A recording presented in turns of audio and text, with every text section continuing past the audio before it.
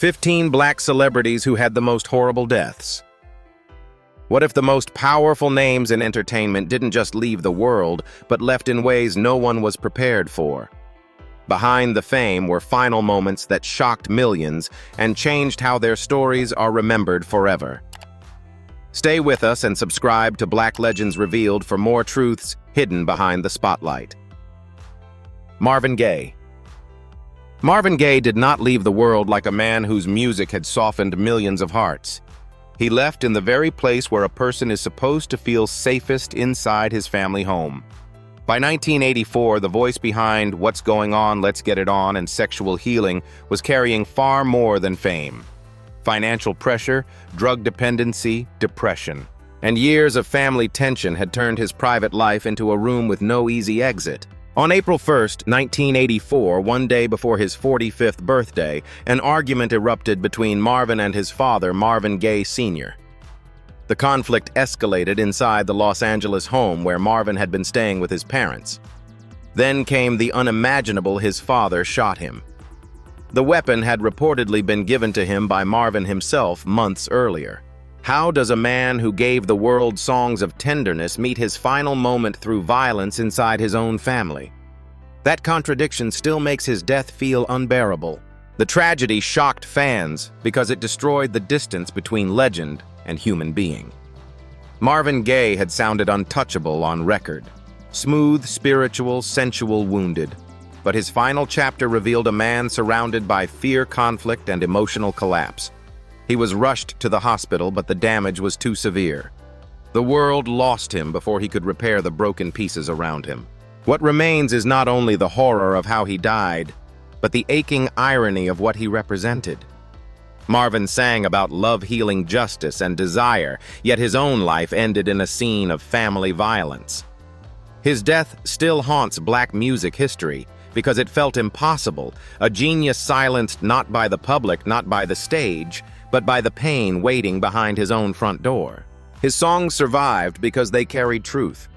But after his final day, listeners heard that truth differently, as if every note had been warning us that even the most beautiful voices can come from lives breaking in silence.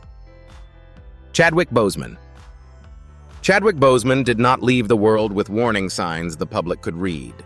To millions, he was still the calm, regal face of T'Challa, the actor who turned Black Panther into more than a superhero film and carried Jackie Robinson in 42, James Brown in Get On Up, and Thurgood Marshall in Marshall with Controlled Fire. He appeared at premieres, accepted awards, visited young cancer patients, and spoke with the measured grace of someone protecting everyone else from what he knew. Behind the tailored suits and composed smile, his body was in a private war. In 2016, Boseman was diagnosed with stage 3 colon cancer. While audiences watched him rise to the peak of global fame, the disease advanced to stage 4. He underwent surgeries and chemotherapy while continuing to work on films that demanded strength travel, long hours, and emotional precision. Think about that for a moment, how many people cheered for him on screen, never realizing he was fighting for his own life between takes. The shock of his death in August 2020 came partly from silence, but also from the impossible contrast between what fans saw and what he endured. He was only 43, with a future many believed had barely begun. A man who became a symbol of power was quietly being weakened by an illness that does not care about fame, talent, or cultural importance. His passing forced many older viewers to think about screenings, warning signs, and the loved ones who say little while suffering deeply. After his death, the roles changed shape. Black Panther carried the ache of a king gone too soon. Ma Rainey's Black Bottom became a final performance loaded with urgency, anger, and breath. Chadwick Boseman left behind no tabloid chaos, no public collapse, no long farewell interview. Only a stunning revelation that made the world look back at every appearance and wonder how much pain had been hidden beneath that extraordinary stillness. That silence made the ending feel even more devastating. Whitney Houston. Whitney Houston's death stunned the world because her voice had once sounded almost untouchable. She was the woman who turned "I Will Always Love You" into a global anthem-filled arenas with effortless power and crossed from music into film with The Bodyguard, Waiting to Exhale, and The Preacher's Wife. For years, she seemed built from light elegance and impossible control.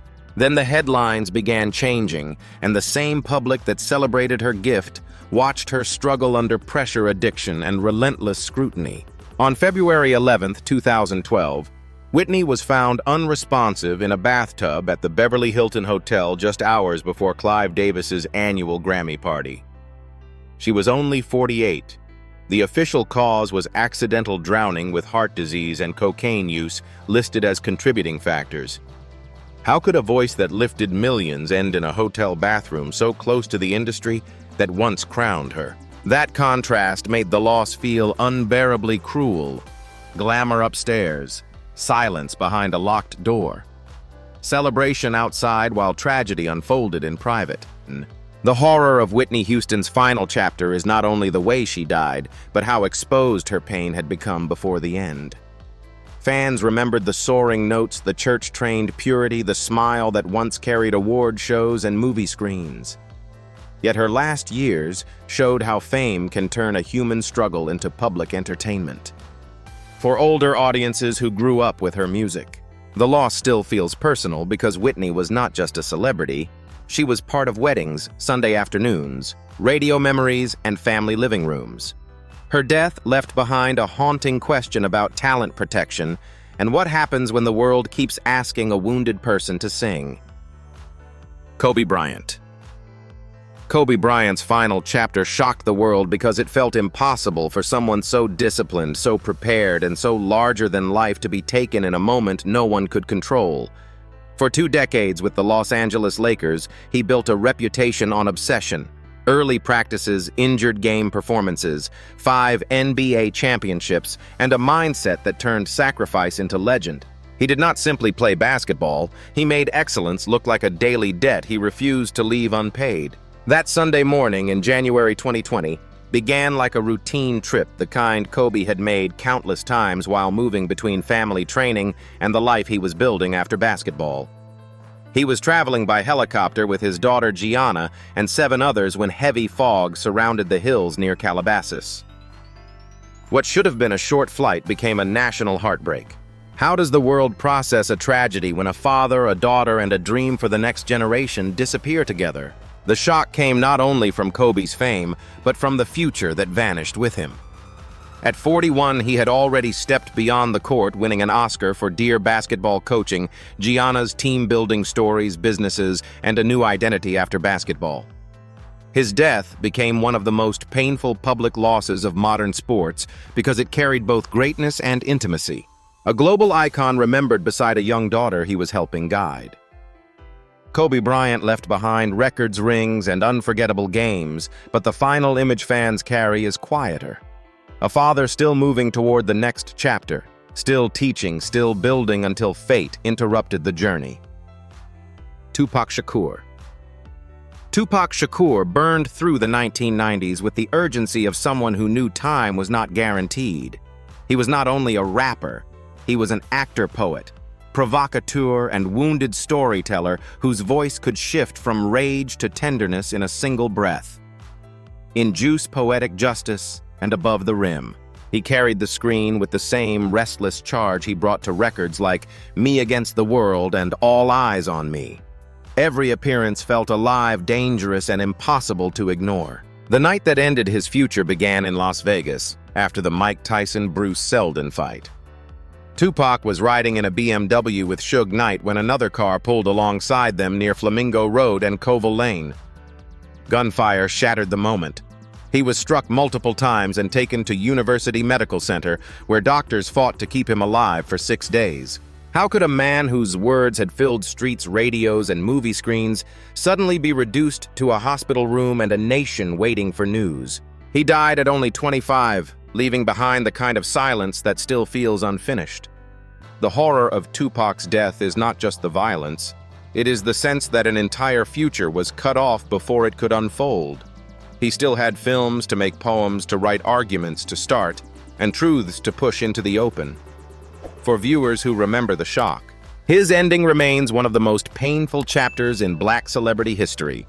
Bright lights, public tension, young fame, and a final act that arrived far too soon. Aaliyah. Aaliyah carried a presence that never needed volume to be felt. Her voice moved with restraint, almost like a whisper shaped into rhythm, giving songs like "One in a Million, Are You That Somebody" and "Try Again" a sense of control that stood apart from the louder era around her. She wasn't chasing attention, she held it by pulling listeners closer. At the same time, she stepped into film with "Romeo Must Die," showing a calm, watchful screen presence that hinted at a future far beyond music. By the early 2000s, everything seemed to be aligning. Her self-titled album Aaliyah revealed a more mature tone, layered production, and confidence that suggested a long evolution ahead. She was balancing recording sessions, acting roles, and international travel without losing that quiet focus. Then came a trip to the Bahamas to film the Rock the Boat video, a project meant to capture movement, water, and light images that would later feel hauntingly symbolic. How many fans saw those visuals later and realized they were watching her final performance? The flight that followed the shoot never gave her a chance to return home. The small aircraft crashed shortly after takeoff, ending her life at just 22 years old. The shock was immediate, but the deeper weight came afterward when people began to understand what had been lost. Aaliyah was not at the end of her story. She was at the point where everything was beginning to open. For many who grew up with her music, the loss still carries a quiet ache because it feels unfinished. Her influence continued to shape R&B, fashion, and film long after her passing. But there is always that lingering thought, what would the next chapter have sounded like if she had been given the time to write it? The Notorious B.I.G. Christopher Wallace became the Notorious B.I.G. with a voice that sounded heavier than the beat itself.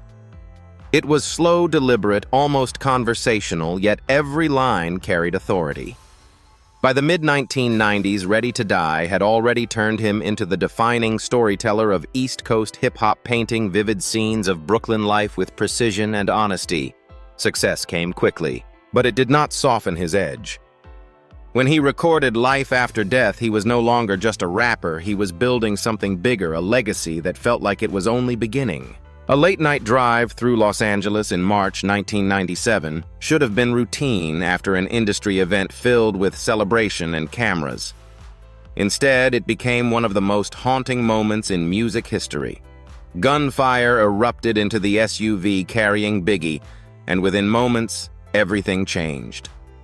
He was rushed to the hospital, but he did not survive. How does someone at the peak of influence vanish before the next chapter even begins? That question still hangs over the story unanswered. The impact was immediate and lasting. At just 24, Biggie's death froze a career that had barely reached its full power. His second album, released weeks later, felt less like a project and more like a final statement, songs that carried both confidence and reflection, now heard through the lens of loss. His passing also intensified conversations around rivalry and violence in hip-hop, marking a turning point for the culture itself. What remains is not defined by how he died, but by how fully he lived within his craft. His flow, his storytelling, and his ability to turn detail into narrative continue to influence artists decades later. The Notorious B.I.G. left behind more than music. He left a voice that still sounds present, as if the story was paused, not finished. Sam Cooke. Sam Cooke sang with a warmth that felt disarming, as if every note carried both comfort and quiet conviction. He began in gospel with the Soul Stirrers before stepping into secular music, where songs like You Send Me, Chain Gang, and Wonderful World reshaped the sound of soul. By the early 1960s, he was not only a voice on the radio, but also a businessman building ownership in an industry that rarely offered it to black artists. Then came A Change Is Gonna Come, a recording that carried the weight of a movement released at a moment when the country itself felt unsteady. The night that ended his life unfolded far from the stage inside a Los Angeles motel. A confrontation escalated into gunfire, and Sam Cooke was shot and killed at the age of 33. The official account described a struggle that turned fatal, but questions and doubts have never fully disappeared, leaving a cloud that still lingers around the details. How does a man whose voice could calm a room meet an ending filled with confusion and unresolved tension? What makes Sam Cooke's final chapter so unsettling is not just the violence, but the timing. He had begun expanding his influence beyond music, creating opportunities, shaping business decisions, and speaking through songs that carried social meaning. The loss interrupted that momentum at a point where his impact was still growing. For listeners who return to his recordings, there is a sense of something incomplete. Melodies that continue, but a life that stopped too soon. His voice remains smooth, steady, and present, while the circumstances of his death continue to raise questions that history has never fully answered. Nipsey Hussle. Nipsey Hussle built his legacy differently. While many chased attention, he focused on ownership, releasing music independently, investing in his neighborhood, and turning ideas into real businesses. From Crenshaw to Victory Lap, his work carried more than sound. It carried a blueprint. He spoke about economic empowerment, community rebuilding, and long-term thinking at a time when those conversations were not always popular in hip-hop. A Sunday afternoon in South Los Angeles in 2019 should have been routine. Nipsey was outside his Marathon clothing store, the same place he had invested in to uplift his community. It was familiar ground, a space where fans, locals, and supporters often gathered. Then everything shifted in seconds. Gunfire erupted and the scene turned from ordinary to irreversible. How does a man working to rebuild his own neighborhood lose his life in the very place he was trying to transform? That question made the moment even harder to process. The shock spread far beyond music. Nipsey was 33 at a point where his influence was expanding into business, technology, and mentorship. Leaders, artists, and fans all recognized that his trajectory had moved beyond entertainment into real impact. His death forced a deeper conversation about community violence, legacy, and what it means to invest in the places that raised you. What remains is not just the tragedy of how his life ended, but the clarity of what he stood for. His words, interviews, and business moves continue to circulate as lessons. Nipsey Hussle left behind more than music, he left a direction. Martin Luther King Jr. Martin Luther King Jr. did not raise his voice to be heard. He slowed it down until the world had no choice but to listen. From Montgomery to Washington, his speeches carried more than rhythm. They carried pressure, history, and a belief that words could move laws. By the late 1960s, he was no longer speaking only about civil rights in the South. He was confronting poverty, inequality, and a nation struggling to recognize itself. Memphis became the final stop in that widening mission. He arrived to support striking sanitation workers, men asking for dignity in conditions most people never had to see. The night before his death, he spoke with an unusual calm, reflecting on threats on time, on the idea of not reaching the destination, but still believing in its existence. How many people listening that night realized they were hearing a farewell without it being named? The next evening, he stepped onto the balcony of the Lorraine Motel. A single shot cut through the air, ending his life at 39.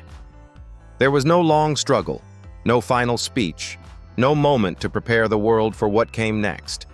Only a sudden silence where a voice once stood. News spread fast, and cities across America felt the shock almost instantly. Malcolm X. Malcolm X spoke with a clarity that refused to be softened. Rising from a turbulent early life to become one of the most influential voices in the struggle for Black dignity, he turned language into a force that challenged systems and stirred conscience. As a minister within the Nation of Islam, he electrified audiences across America.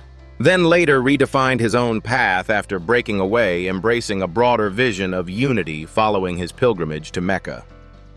By the mid-1960s, he was evolving in public, building the Organization of Afro-American Unity and speaking with a sharper, more expansive urgency. An afternoon gathering in New York in February 1965 should have been another moment of dialogue.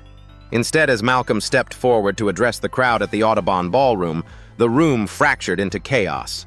Gunfire cut through the space, and in seconds the voice that had filled halls across the country was silenced. How does a figure who reshaped a generation's thinking disappear in the middle of speaking his truth? The shock rippled instantly through the audience, through the city, and far beyond. His death did not close the questions surrounding his life. It intensified them. At 39, Malcolm X stood at a turning point, rethinking alliances, expanding his worldview, and preparing for a new phase of leadership. The loss left a vacuum in a movement already under pressure, and debates about responsibility and motive have persisted for decades. His speeches, interviews, and autobiography continue to be studied, quoted, and revisited by new generations. Malcolm X left behind more than a legacy. He left a challenge to examine truth, confront injustice, and keep thinking beyond what is comfortable. Bob Marley. Bob Marley did not need translation to be understood. His music carried something deeper than language, pain, resistance, faith, and a sense of unity that moved far beyond Jamaica.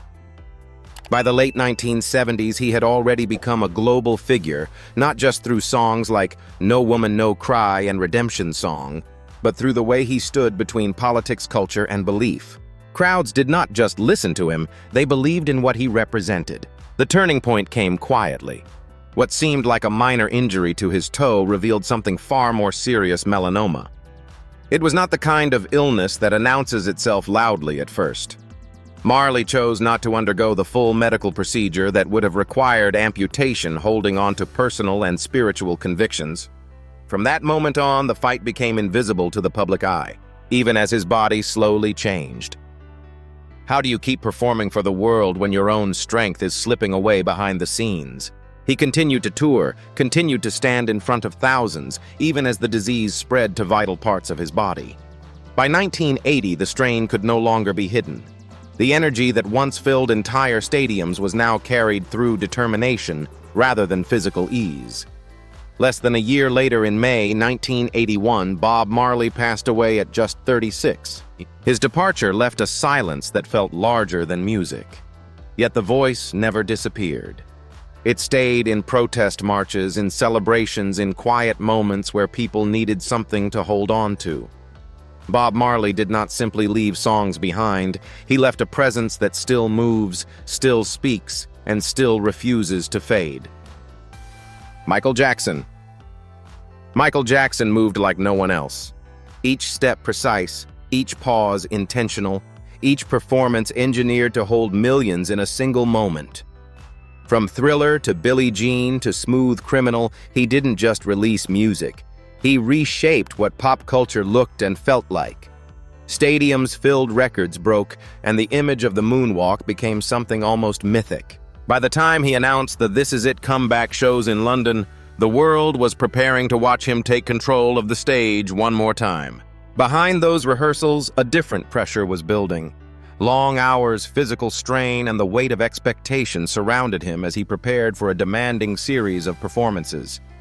In June 2009, while still deep in preparation, he went into cardiac arrest at his home in Los Angeles. Emergency responders attempted to revive him, but he was later pronounced dead at the age of 50. Investigations determined that acute propofol intoxication administered by his personal physician played a central role.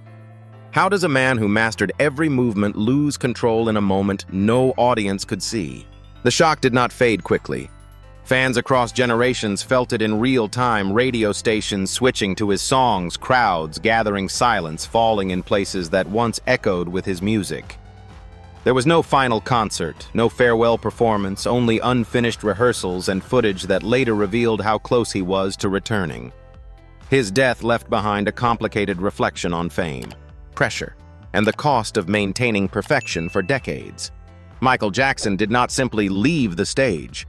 He vanished in the middle of preparing to step back onto it, turning what should have been a return into one of the most unsettling endings in modern music history. Nat King Cole. Nat King Cole didn't need volume to command attention. His voice arrived smooth, controlled, almost effortless, turning songs like Unforgettable Mona Lisa and the Christmas song into timeless standards. Before the vocals defined him, he was already a respected jazz pianist, leading the King Cole trio with precision and elegance. by the 1950s. He had crossed into television with the Nat King Cole Show, becoming one of the first black performers to host a national program in the United States, a quiet breakthrough in an era that resisted change. Success, however, moved alongside pressure. Touring schedules, recording demands, and the constant expectation to remain flawless placed strain on both body and voice. He was also a heavy smoker for many years, a habit that would later shadow his health. In the early 1960s, he was diagnosed with lung cancer, a development that forced him to step back from the pace that had defined his career. How many listeners who found comfort in his music ever imagined the condition growing behind that calm, reassuring sound? He passed away in 1965 at the age of 45, leaving behind a catalog that still feels untouched by time. The loss carried a quiet weight. No chaos, no spectacle, just the sudden absence of a voice that had become part of daily life for so many. For audiences who grew up hearing him on radios and holiday playlists, his death felt personal, almost like losing a familiar presence rather than a distant celebrity. Nat King Cole's story does not end in noise. It ends in stillness, with music that continues to play as if nothing had changed, even though everything had. Donny Hathaway. Donny Hathaway's voice carried a kind of honesty that felt almost too personal for the stage. From A Song for You to his duets with Roberta Flack, he didn't just sing emotion, he revealed it unguarded and precise. Trained in gospel and classical music, he brought discipline to soul while keeping every note human. By the late 1970s, his influence was clear, a musician's musician. Admired for depth rather than spectacle, with a sound that could turn silence into part of the performance. Away from the spotlight, the struggle was harder to control. Hathaway lived with severe mental health challenges, including episodes linked to paranoid schizophrenia. Periods of brilliance were followed by stretches where recording and touring became unpredictable. Work continued, sessions resumed, songs were written, but the balance never stayed steady for long. How do you hold on to a gift that depends on clarity when your own mind won't always give it to you? The question lingered around his career, even as audiences heard only the finished songs. A winter evening in New York in January 1979 ended in a way no one expected. Hathaway died after a fall from the 15th floor of the Essex House Hotel. He was 33.